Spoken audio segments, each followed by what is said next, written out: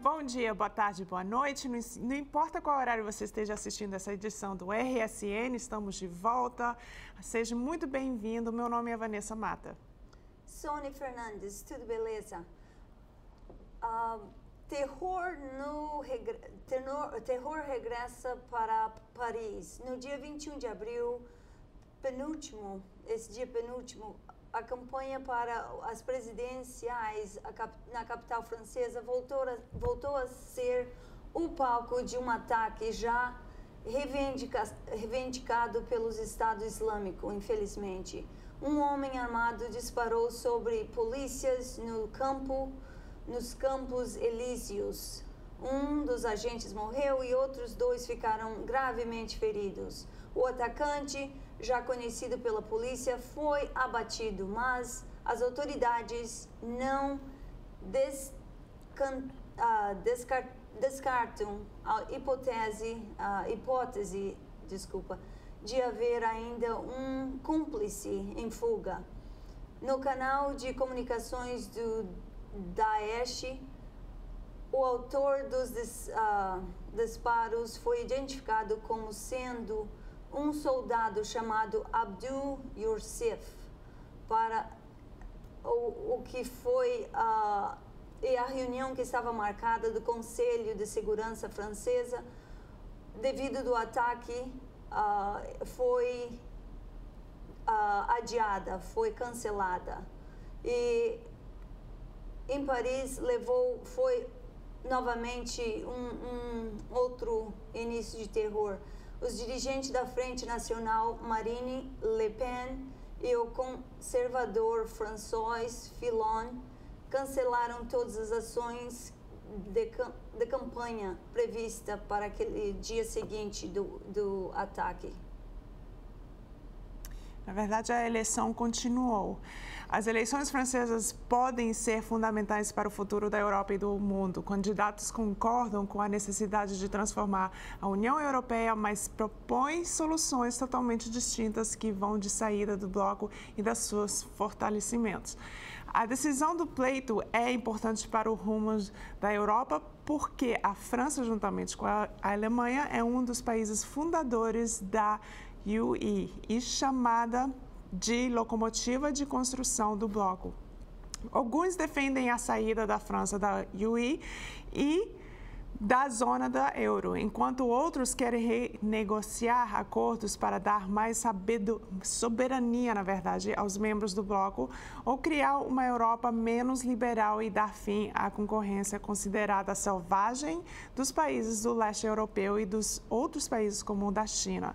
A eleição de ontem terminou com o seguinte resultado: Emmanuel Macron, de centro, e Marine Le Pen, de extrema-direita, vão disputar segundo turno presidencial. Partidos mais tradicionais ficaram de fora. Macron é favorito na próxima votação, segundo pesquisas. O resultado foi histórico.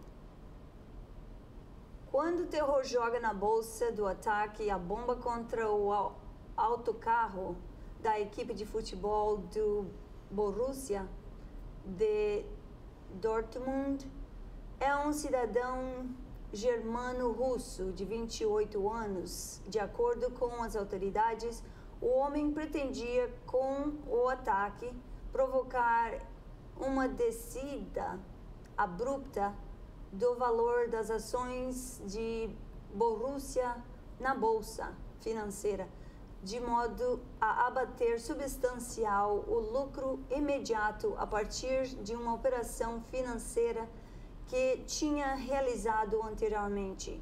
Foi acusado por tentativa de homicídio. Pois é, voltamos aqui ao Massachusetts. O prefeito de Somerville, de Massachusetts, Joseph Curtatone, usou as mídias sociais e a imprensa para reforçar sua luta contra as políticas da imigração aplicada pelo presidente Donald Trump. Ele disse que essas atitudes ignoram a lei e afirmou que o programa Secure Communities viola a 4ª emenda da Constituição.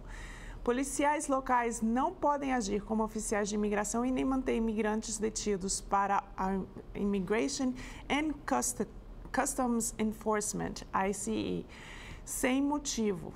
O chefe do executivo lembrou que o juiz Antonin Scalia, maio de 2007, quando disse que o governo federal não pode emitir diretivas que exijam que os estados tratem de problemas particulares, nem mandar os oficiais dos estados ou de suas subdivisões políticas administrar ou reforçar um programa federal.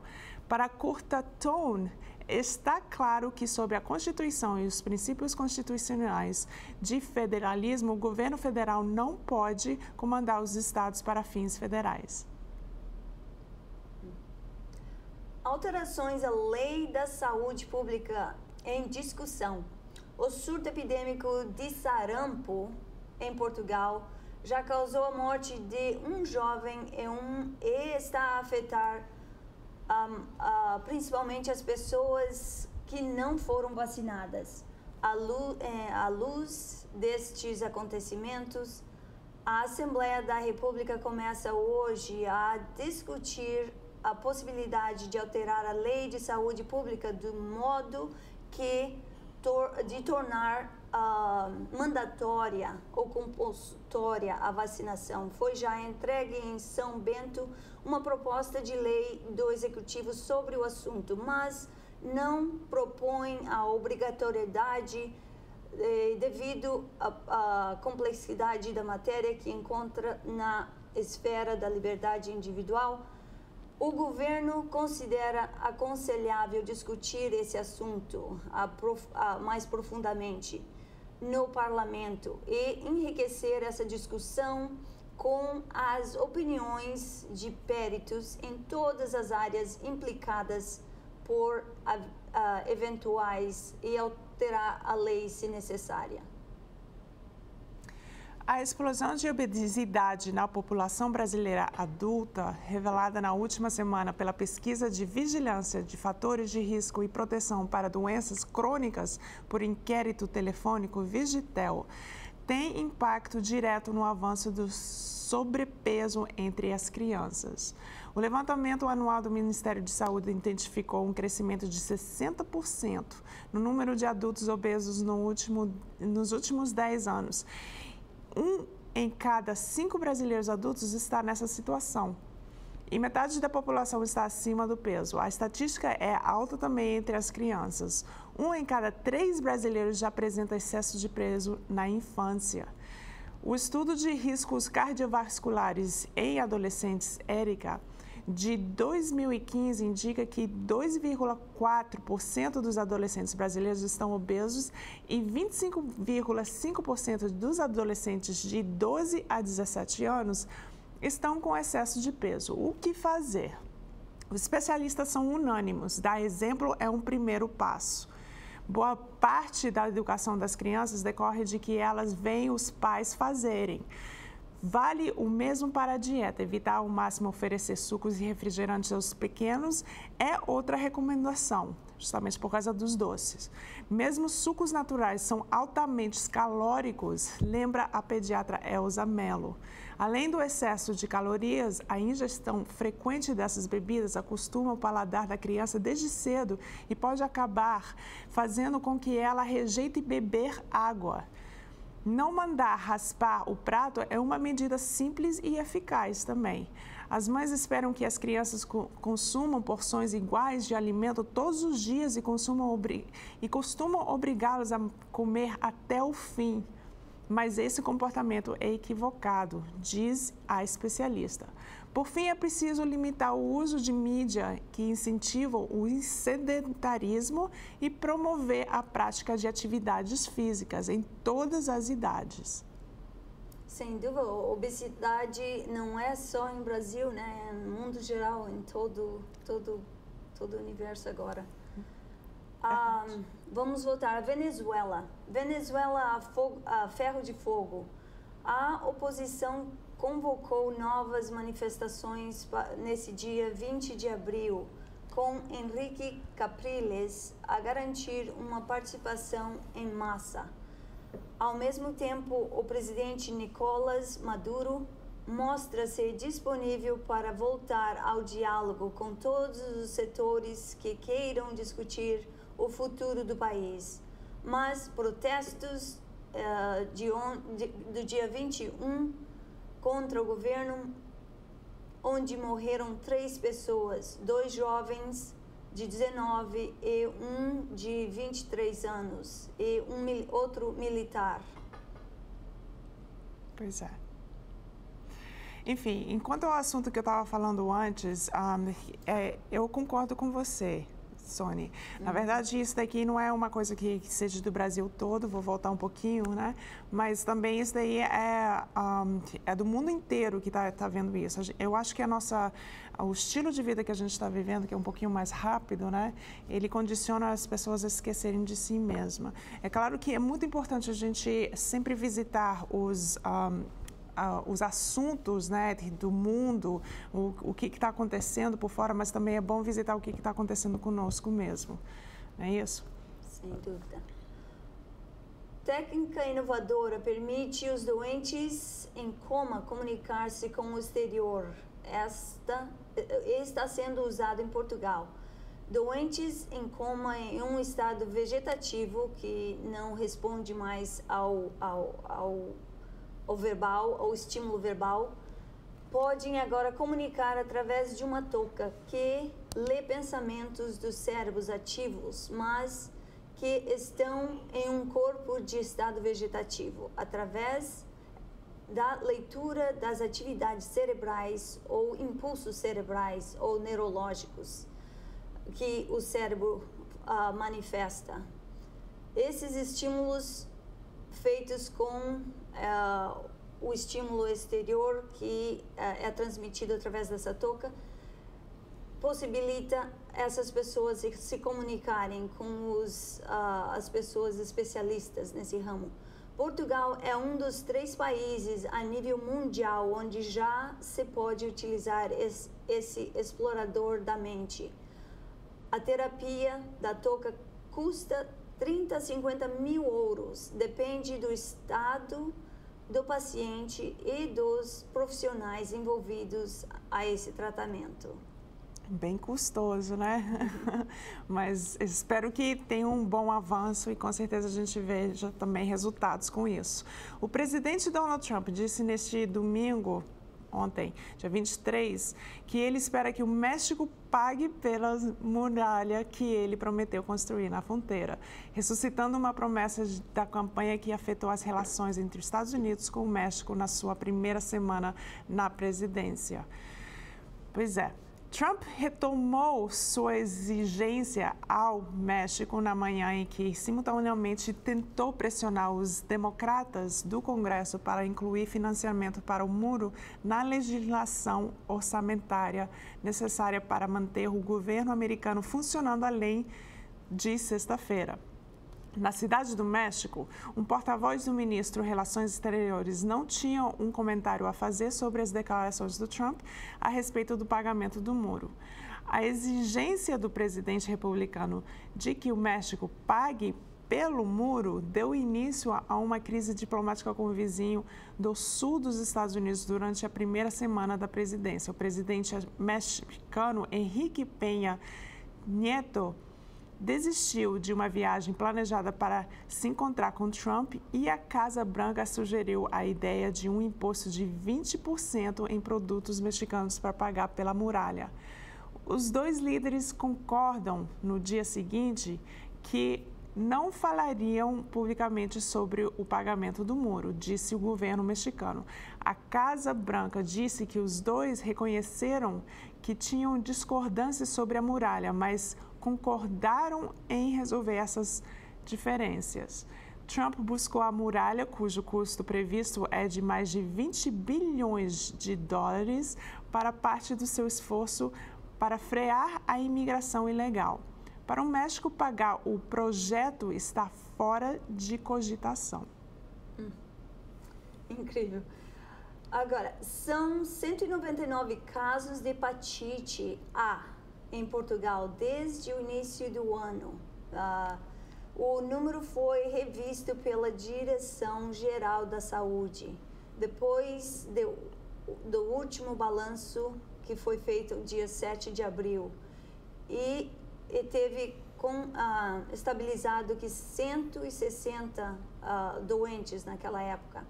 Hoje, a Diretoria de Programa Nacional para as Hepatites Virais, Isabel Aldir, vai ser ouvida na Comissão Parlamentar de Saúde. O pedido do Bloco da Esquerda. Em causa estão as medidas tomadas para autoridades enquanto resposta ao surto de hepatite A. Eles vão decidir o que eles vão fazer, como que eles vão enfrentar esse tipo de hepatite A. Pois é. Muito bom, né? A gente está ouvindo muitas notícias sobre saúde e tal, mas vamos voltar à ciência, na verdade. Uma chuva de meteoros foi registrada sobre uma montanha do nordeste de China. O fenômeno comum nesta época do ano foi observado por astrônomos chineses. As imagens mostram a queda dos meteoros na constelação de Lira sobre a montanha de Shanbai, que fica na província de Jilin. O mais antigo registro das observações do fenômeno foi no ano 687 a.C.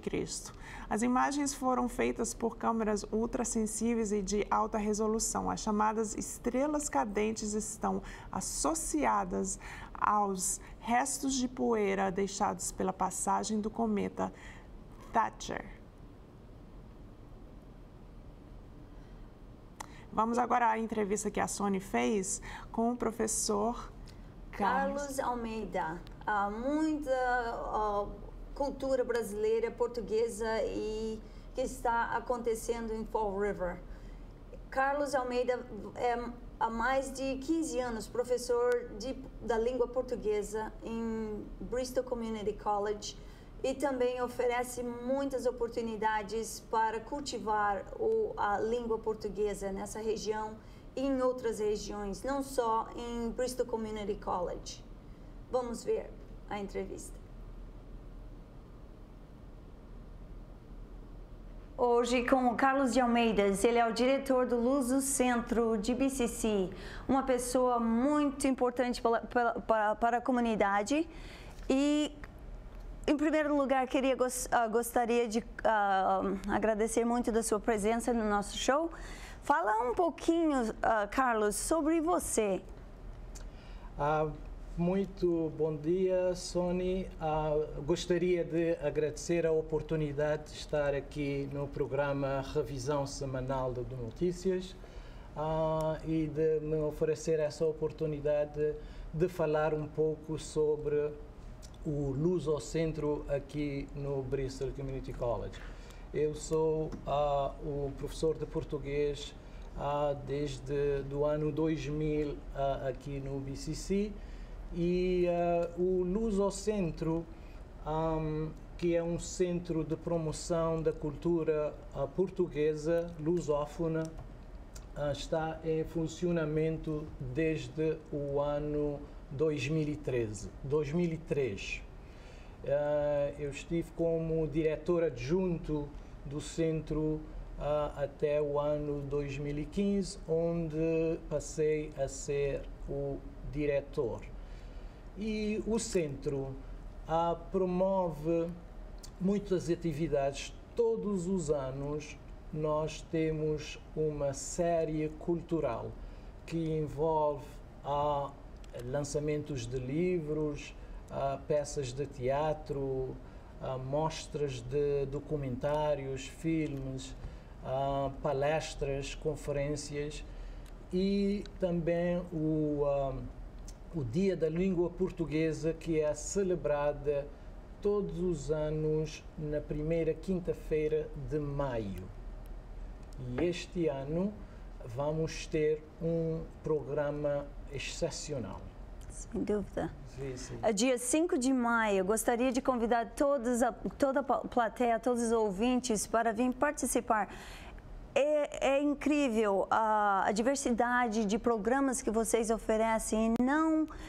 Muita gente não sabe de tanta coisa boa que você oferece na cultura, utilizando a cultura brasileira, portuguesa e cabo-verdiana.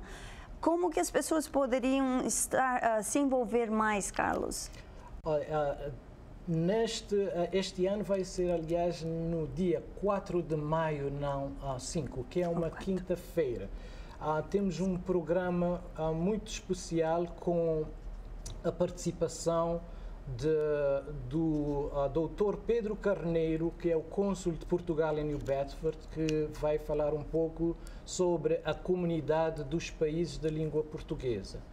Depois teremos nesse programa uma apresentação dos estudantes do Dartmouth High School, que vão fazer uma pequena apresentação sobre a imigração lusófona. Depois, nesse dia, vamos ter parte da peça teatral Through a Portuguese Gate, que é feita baseada num livro de Charles Ray Felix, mas que é posta em ação pela professora do BCC, professora de teatro do BCC, Patrícia Thomas. E depois vão exibir, vão estar em cena partes dessa peça de teatro. E vamos terminar o show com um concerto de um grupo que vem de Portugal, chamado Senza, que é uma fusão da música lusófona. Então, e depois terminamos o programa com oferta de umas malaçadas e biscoitos da padaria Azores Bakery em Fall River. Qual a população que você, quem que esse Lusocentra favorece? Diz pra gente como que os alunos poderiam se envolver com o Lusocentro. Olha, para este dia especial, que é o Dia da Língua Portuguesa, nós convidamos os alunos dos liceus, tanto de Massachusetts como Rhode Island, que vêm cerca de 500 a 600 alunos dos liceus que vêm celebrar esse dia conosco, para além dos estudantes aqui do BCC e também a comunidade em geral, a comunidade lusófona. Como que você se envolveu com esse programa? Eu comecei como professor de português aqui, e o Lusocentro foi um centro que foi estabelecido em 2002 com o primeiro Presidential Fellowship do presidente Jacques Brega, que foi oferecido ao ex-diretor do Lusocentro, o professor José Costa, que foi o primeiro diretor do centro. E então eu comecei como o seu adjunto, e quando em 2015 ele se aposentou, eu assumi a diretoria do centro. Carlos Almeida, muito obrigada por tudo que você faz, pela divulgação e celebração da cultura portuguesa. E como professor, meus parabéns. 15 anos de professor de português. É um prazer ter você aqui. E eu sei que dia 12 de maio vai ser um pequeno almoço em comemoração dos seus 15 anos de português. Muito obrigada. Obrigado é muito prazer estar aqui convosco. Obrigado mais uma vez pela oportunidade. A gente que agradece. Muito, muito legal. Pois é. Voltando aqui, a Sony também teve a grande oportunidade de se encontrar com a Alcione, na verdade, assistir o show dela. Ela esteve aqui em Fall River. Fale um pouquinho dessa experiência, como é que foi isso? O show foi ontem. Como é que se deu isso? O encontro foi um show muito, muito interessante que foi promovido ali no Centro Cultural em South Main Street, onde tivemos a oportunidade de ver a família brasileira vindo juntamente para celebrar a diva do Brasil, uma pessoa muito autêntica, muito simpática. E também o show foi aberto com um grupo de garotos bem entusiasmático e muito com habilidade muito boa da cultura brasileira também. Eu vou passar no vídeo também, se você conectar no Facebook, ou Brazilian Association of South Coast, você vai ter a chance de ver os vídeos desse evento. E a Alcione, mais uma vez, revelou 70 anos. Ela disse para a plateia lá que esse ano vai ser um ano muito importante para ela, onde ela vai celebrar os 70 anos de idade. E ela vai dar um documentário, ela vai gravar um documentário que vai ser exposto nesse final do ano. Então, pelo que deu de entender, ela está fazendo tudo para deixar ainda marcada a sua vida de diva. Pois é. Então, a gente pode estar bem entusiasmado com tudo isso, com certeza. Então, vamos ficando por aqui. Agradecemos aos telespectadores pela sua audiência. Caso queiram entrar em contato conosco, estamos no Facebook, assim como a Sony já disse, e ela também faz parte de outros tantos grupos, assim como eu. Mas o canal mesmo, a página mesmo do nosso show, se você pesquisar na barra de pesquisas lá no Facebook, RSN TV Show, você acha a gente. Ou se não, simplesmente digite www.facebook.com/RSN TV Show. Tá bom? Tenham uma ótima semana. Fiquem com Deus. Fica com Deus. Se cuidem.